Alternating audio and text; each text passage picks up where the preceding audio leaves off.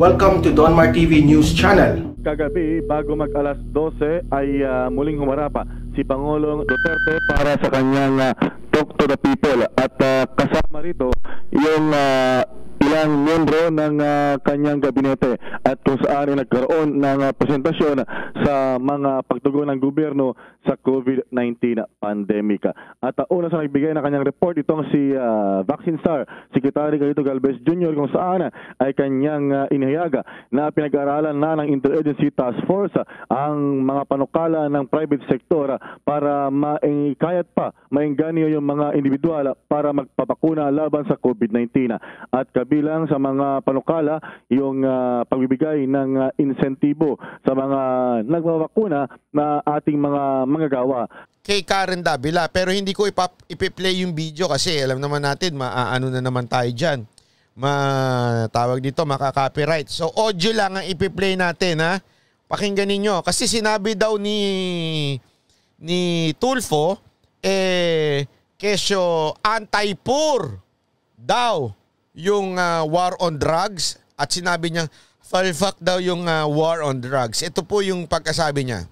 Clearly, you're a supporter of the president, but you don't necessarily agree with every single policy that this administration has stood for.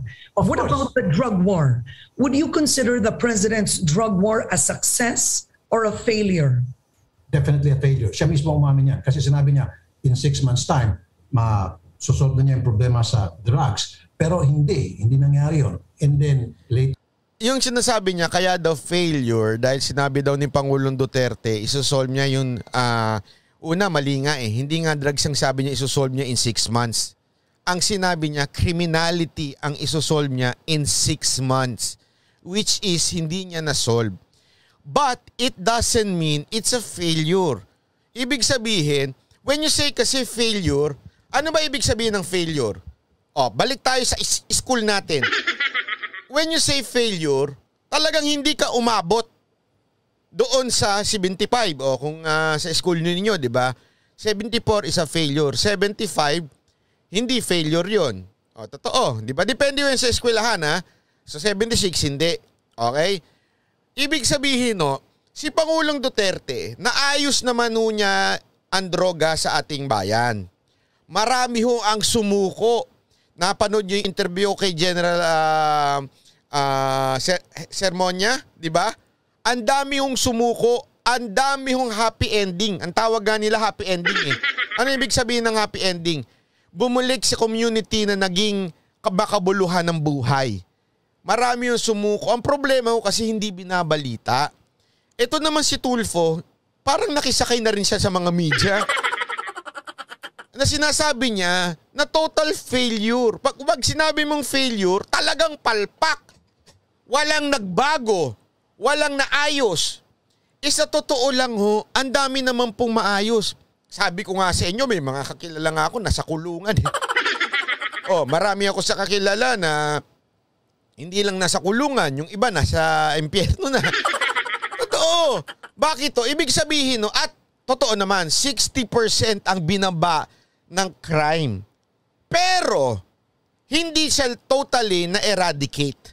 But it's not a failure. When you say failure, 74% ang 74 ang grado, 73, 72. Maybe hindi natamaan ni Pangulong Duterte yung gusto niyang matamaan na 100 o 95 na grado. Malamang 90 o minsan 85, ganun. But it's not a failure. Napakalabo naman failure noon, Rapi Tulfo. Alam mo, dahil dyan gusto ko nang pwede ba? Sino ba? Hanap nyo nga ako ng pwede mag-substitute na senador. Sasali ko para lang sa debate. Minsan talaga, ito, pumapasok sa utak ko yon. Gusto ko lang sumali sa debate. Hindi dahil sa gusto kong manalo. Gusto ko lang barayin yung mga ganito. Sabi ko, anong failure siya nagsasabi mo? Wala bang nagbago? Wala bang naayos? Ang laki ng naayos. Hindi nga lang perpekto. siya mismo umamin na hindi ko pala kaya. Kala ko kaya. Ang sinasabi niyang hindi niya kaya, yung matapos na in 6 months kaagad. Okay? So, in terms of the drug war, How would you do it differently if it's hoisted on the Senate again? If, let's say, a law has to be passed, this has been a discussion in the Senate for a while. Okay. Well, I'll focus on rehabilitation. Maganda nga sana yung tukhang ka rin yung bang katok, hangyo, and then yung mga adik, pupunta sa barangay, magpapalista at sasabihin nila, yes, adik ako, magpapago na ako. Kulang one step further dapat yun. Na identify ng adik na willing ka ba magparehab, mag-open tayo ng mga rehabilitation center, give them another chance. Kasi nga naman Karen, pag nawala na itong mga adik, na rehab na sila, then meron yung tinatawag na law of supply and demand. Wala nang nagdi-demand, then bababa na yung supply hanggang later on, kahit papaano, mabawasan ng malaki ang problema sa atin sa droga. And then plus, Karen, dapat ang tinutugis natin yung mga pating, yung mga balyena. Oh, nandun na nga, nakakulong na yung balyena. Ano sinasabi mo? Alam mo, grabe grabe yung turn around ni Raffy Tulfo. Sorry pero grabe ho eh. Nasa news ka. Hindi mo ba nakita na kakainis? Kasi ako, meron ako mga kilalang bigating drug lord na nasa impyerno na. Walang biro. Ay nako, Google ninyo, mag-asawa to. Oh. Ay nako, kakainis. Nakakapikon. Si Raffy kasi ang pinalalabas niya dito, una-una, parang walang follow-up na ginawa ang gobyerno. Sandali ho. Marami ho ang na-rehabilitate. Hindi nga lang sapat. Ibig sabihin, anong hindi sapat? Kulang pa kasi. Ito ang problema ho kasi. Itong problema ho na mga tao medyo mababaw lang ang pag-iisip. Ang rehabilitation, it's not just going to the rehabilitation, it's going back to the community. Yun ang problema kasi nung iba eh. Marami hong na ganyan. Nakulong, na-rehabilitate, naibalik sa community. Ano nangyari? Bumalik sa dati. Bakit? They do not understand the real enemy is not just physical. Addiction is not something physical only. It's about emotional, spiritual. Yan ang hindi maintindihan ng iba. Ito walang biro ito ha. Alam nyo ba, ito ang ginawa ng gobyerno natin noon. Ha? Ito alam na alam kong personal. Bakit to? Ina-announce ito sa CCF eh. Tinap ang CCF noon para doon sa mga nagsusurrender.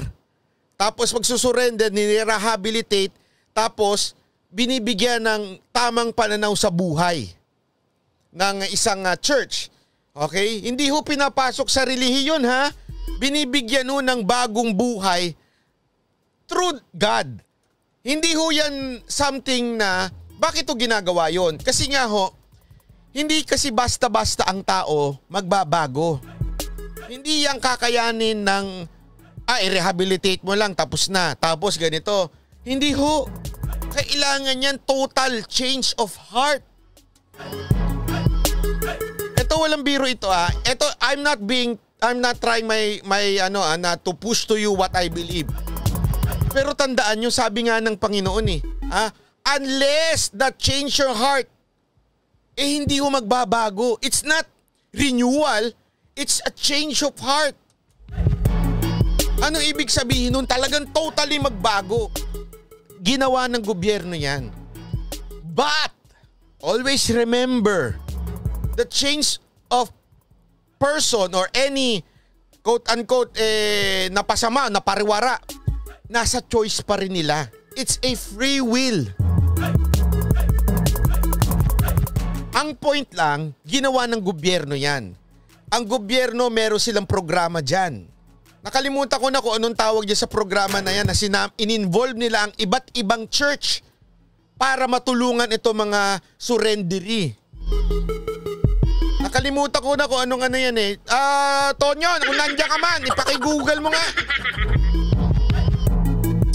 Nakakalimutan ko na eh. Ginawa nila yan, bakit to? Naalala ko, ina-announce po yan sa CCF noon. Humihingi sila ng mga volunteer. So anong ibig ko sabihin? Ginawa ng gobyerno ang lahat. Hindi lang pinatigil ang mga supply, pati ho, sabihin ng pinatigil ang supply kasama ho yung mga matitinding drug lords. Kaya nga yung iba hindi sumuko kaya natigok. May isa diyan nakakulong pa. Na 'di ba ina-accuse pa. Tapos anong ginawa after nun? Yung mga demand. Sabihin yung nasa ground. Naturalmente yung mga nasa ground, talagang lumalaban ho yan. Hindi ho yan papahuli ng buhay. Yun ang hindi ko maintindihan eh. Sir Rafi, tanungin nga kita. Meron ka bang kaibigan na adiktos? Ang mga yan, hindi ho yan magpapahuli ng buhay. Ang prinsipyo nga niyan, lalaban ako. Ayoko makulong.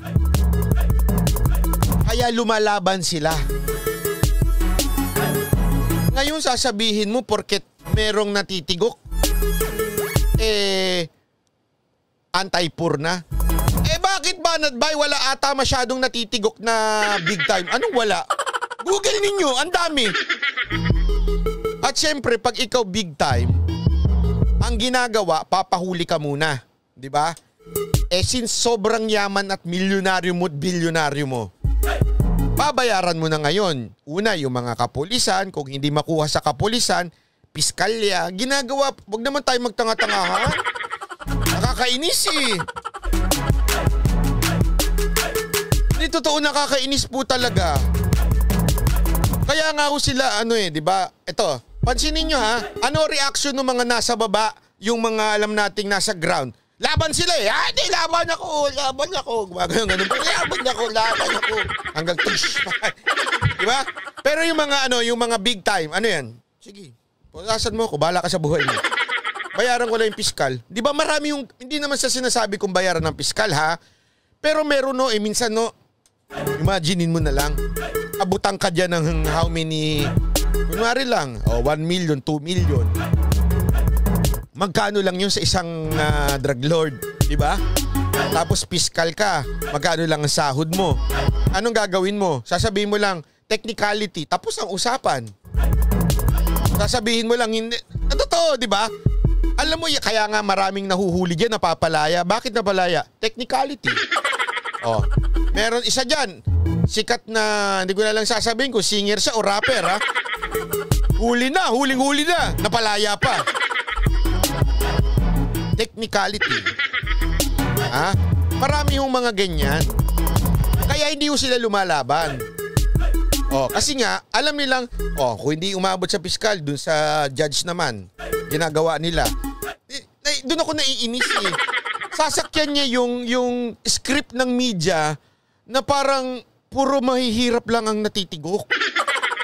Ang nangyari, ang natutugis ng mga pulis, I'm not saying presidente ang tumutugis nito, yung mga pulis natin, ang tinutugis, yung mga pipitsugin. Okay? Nasaan yung mga big time? Yung mga supplier, yung mga importer. Wala. Sir, ano sinasabi mong walang big time? Tinugis niya, di ba? May mga nakakulong. Big time talaga yon. Big na big. Meron ding, wala na, nandun na sa imporno. Yung mga manufacturer ng droga, where are they? What's your stand on the death penalty when it comes to drugs? Well, ganito yung Karen. Dati, ako'y pro death penalty. And then as time goes on at nakikita ko na mayroong problema. Kasi itong death penalty, anti-poor yung Karen eh. Kasi pag mayaman ka, mapera ka, kaya mo mag-hire ng pinakamagaling na mga abogado. And more often than not, you will get away with it. Pag pulubi ka, pobre ka, no way. Kahit na walang kasalanan, kulong ka at pag minalas-malas ka, death penalty ka, bitay ka. So ang nabibita lang dito, yung mga mahihirap na walang pambigay ng pera, walang pambayad sa mga abogado at walang panlagay sa mga, sa mga lespo. So clearly, you've changed your mind. You are no longer up. Obvious ba, Madam Karen? Lahat to nagbago na sa kanya. So, hindi, okay. I will respect yung kanyang paniniwala patungkol sa death penalty. Pero sa akin, dapat pa din meron. Sa akin lang ito yung opinion ko. Pwedeng iba sa inyo yung iba. Kasi wala namang masama doon sa opinion niya na naniniwala siya na anti-poor and death penalty. Okay? Sa akin, sa tingin ko, hindi naman anti-poor yan. Sa tingin ko lang ha. Pro-death penalty. Now, Yes. very quickly, let's talk about politics first. You've been adopted in Manny Pacquiao's Senate slate, but there was talk that you were going to join the senatorial lineup of Ping Lacson and Tito Soto. Yes. You're there. You have I just did. No. So nandun siya kay ano daw, kay Pacquiao tapos ngayon kay Lacson. Okay. Saturday, tinanggap ko yung offer ng kampo ni Senator Ping Lacson na maging guest. Ayun, sabi nitong isa, meron niyang 4 na Chinese, saan na ba yun, ha? Saan na yun? Nawala. 4 daw na Chinese drug lord na ngayon tigok. Yes. Okay. What about Isko Moreno? It's okay. It's okay din. So dami niya ng kasama sa bataan niya. Si Lacson, si Pacquiao at saka si Isko. Ano ang senyales ng mga ganyang politiko? Sorry ha. Sorry, ano ang senyales ng mga ganyang politiko? Alam na this. Kailan ako doon. Kaya lang ako minsan may mga patakaran sila na mukhang hindi sumasang-ayon sa patakaran ko. So anyway, sa ngayon, pinag-aralan pa rin niya. What about PDP Laban, the Kusi wing? I know you've been adopted by Manny Pacquiao, but what about And Ping Lacson. Yes. And what about PDP Laban? Yes, why not? Pero again, tulad sinasabi ko early on, pag-aaralan ko muna kung anong plataforma meron sila. Meron ba doon na tumutugma sa advokasya ko? If no, then no. If yes, why not? Have you been asked, Rafi, to be adopted by presidential candidate Bongbong Marcos? Yes. Talk to him?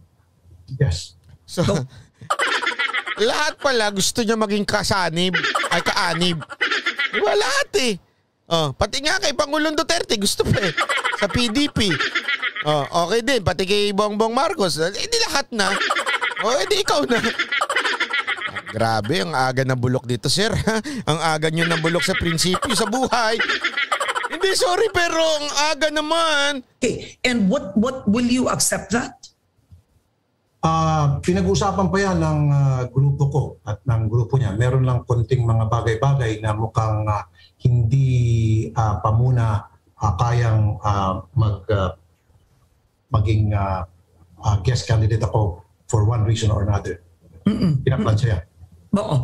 A big issue this 2022 is the possibility of a Marcos returning to the presidency.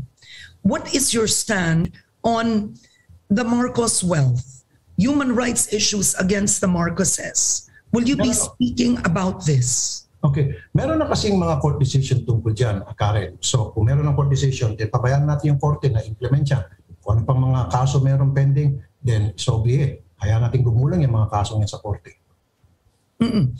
But then you also have critics saying that there's an effort for historical revisionism. Do you agree? Well, Karen, ito yung masasabi ko, bakit yung kasalanan ng isang kamag-anak ipinapasa sa isang kamag-anak? Because I myself have been a victim of that. Na just because nagkaroon ng issue mga kapatid ko, nakapilido ko, pati ako nadadamay. Dapat hindi ganun tayo mag-isip mga Pilipino. Give the other relative na wala namang kinalaman doon sa kaso a chance na para ma-prove niya sarili niya. So what you're saying in effect is don't charge the father's sins to Senator Bongbong. Grabe ano. Ito, alam naman natin, di ba? Hindi naman tayo pro-BBM. Pero nakakainis lang din kung sa part ni BBM parang laging sinasabi nila, the sin of the father. So laging may sin yung padre.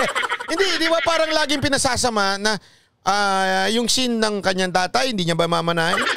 Sandali, wala bang kabutihan din yung ginawa yung tatay? Hindi, nawi-weird lang ako ha. Ganun talaga yung inilalagay ng media kay Ferdinand Marcos. Lagi na lang sin, the sin. Mami Nova, maraming salamat. Parang grabe naman. I mean, sa akin ganito lang kasimple. It's debatable. The sin and the success of Ferdinand E. Marcos, it's debatable depending who is talking. Okay? So debatable yan. Ang akin lang, bakit nyo laging kailangan idikit si BBM sa kanyang tatay. 'Di ba? Bakit kailangan laging ganun? Hindi ba pwedeng let's judge BBM according to what he says o kaya ang kanyang accomplishment o kanyang mga plano, plataforma, instead of laging yung sinang tatay mo, sinang tatay.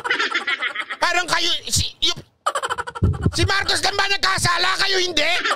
Hindi, parang di ba parang okay lang kayo? Hindi, dito sa part na to medyo nabisit na ako eh. Di ba parang okay lang, huwag naman ganon. Although sinabi nga ni Sir Rapi Tulfo dito hindi dapat ibintang, okay? Yung kung ano man yung kasalanan ng tatay kay BBM.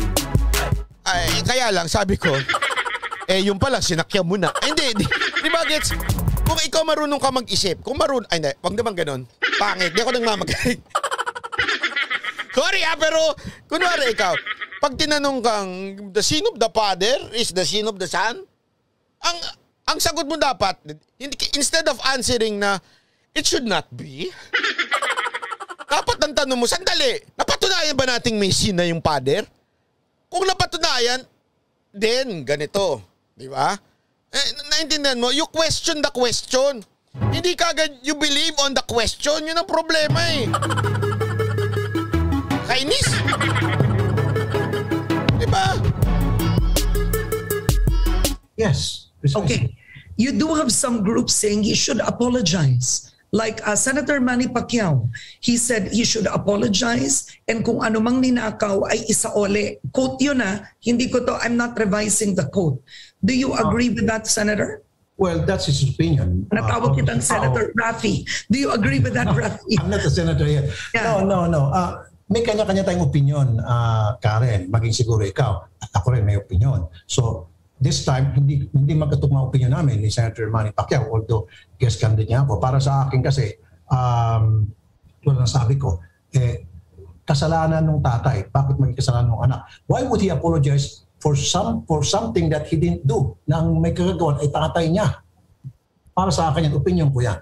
Kasi nga sabi ko sa'yo, nangyari na yan sa akin yan ilang beses na may mga issue ang mga kapatid ko, iba't ibang mga kapatid ko. And yet, itinuturo sa akin na kasabot ako. At sinasabihan din ako na mag-sorry ka, mag-isolin nyo yan, etc. So sinasabi ko, why? Anong kinalaman ko dyan? Alam mo kaya nga doon ako, yun na nga naiinis ako eh. We are all assuming na merong sin kaagad, di ba? Kaya nga ganun sana sinagot nyo na lang ng dali, patunayan nyo muna sa korte. Magbagay muna kayo ng ebidensya. Ngayon, kung meron, di tsaka natin pag-usapan kung dapat ba siyang humingi ng kapatawaran. Hindi yung sinakyan mo na kaagad na may kasalanan kaagad yung ewan ko sa inyo. Hindi ba? Ba't ako mag-sorry? At ba't ko i-sorry yung mga kung ano ng mga issue tungkol sa mga kapatid ko? I don't have anything to do with it. Okay. Ang kasi nangyari, kaya niya sinabi yon kasi gusto niya maipasok yung kasalanan ng yung quote-unquote na kasalanan ng kapatid niya na hindi rin naman napatunayan ng korte. Di ba? In fairness, hindi ho napatunayan ng korte na may kasalanan yung si Juan Dateo, di ba? Hindi ho napatunayan. At maging si Ben Tulfo, hindi rin ho napatunayan sa korte na may kasalanan sila. In fairness to them. Okay? Pero parang ang dating dito, sinasabi ni Sir Rafi, hindi dapat sa akin yung kung ano man yung kasalanan nila. What about a recognition? You do have groups wanting the former senator to at least recognize. Well, it's up to him. Nasa kanya yun. Hindi ko siya pwedeng diktahan, Karen. Because pareho kaming kandidato din. So, bakit ko siya didiktahan na sabihin sa kanya kung anong dapat niyang gawin? It's unfair. Okay, moving now to your sibling, since you mentioned you've been in the same situation. Recently, the ombudsman cleared your sister, Wanda Teo, who was formerly tourism secretary, after funds from the tourism department were granted to your brother's company, BTAG, and they closed that particular deal, which was 71 million pesos, of coming from a budget of 120 million. Okay. So the ombudsman cleared her of all wrongdoing. Okay. But I want to ask you, Rafi, was there a conflict of interest on your sister's? Alam mo, ganito lang ha. Ngayon, para tuloy lumalabas, tungkol dun sa unang topic ni Karen Dabela kay Tulfo, Unvincible, maraming salamat po. Para ngayon lumalabas na talagang totaling bumalimbing na ng todo si Rafi Tulfo. Una pa lang natin, nakita na natin yung binilangan niya. Huwag na ho tayo maglokohan doon. Binilangan mo talaga si Pangulong Duterte na kinasakitan ng mga tulad ko na Duterte supporter. Pangalawa, sa issue ng ABS-CBN, alam mo naman na sigurado sa puso mo na alam mo na ilang beses sinabi ni Pangulong Duterte, di ba? Yung problema dyan, ibig sabihin, kung siya ang tatanungin, ayaw niya. Pero ayaw mo din, ibig sabihin, iba yung sayo. Ito naman yung war on drugs. Iba rin ang iyong kaysa sinasabi mong palpak. Sa madaling salita, meron ka talagang malupit na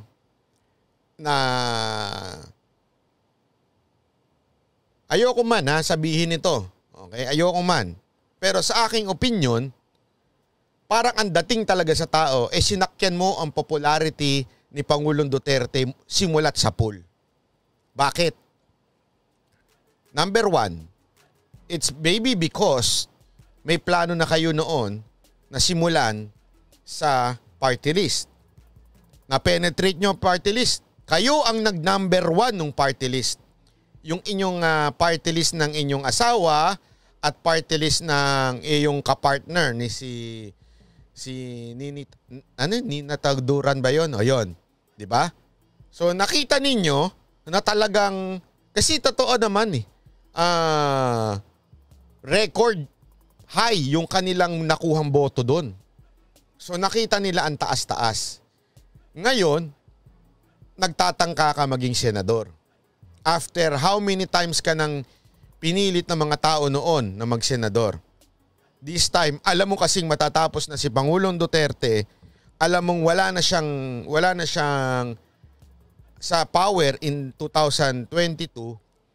So, kailangan mo na ngayon manatili, di ba? Paano? By being a senator. So parang tuloy ang tingin ng tao, talagang sinakyan mo ang popularity ni Pangulong Duterte. At bakit naman nasabi nila? Kasi nga ngayon, kitang-kita sa pagsagot mo, nasasakyan mo ang lahat ng presidenteng tumatakbo para lang magkaroon ka ng boto.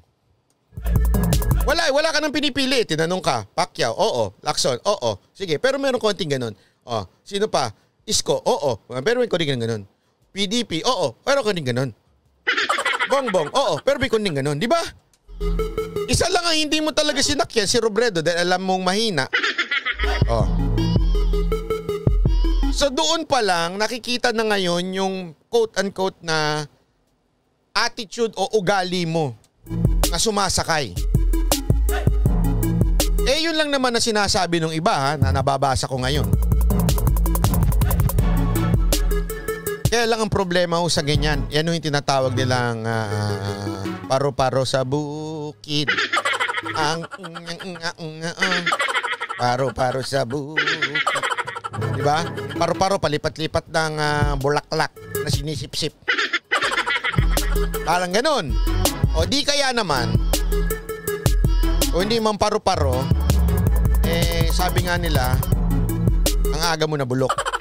Hindi, yun ang yun ang sinasabi. Ay nako.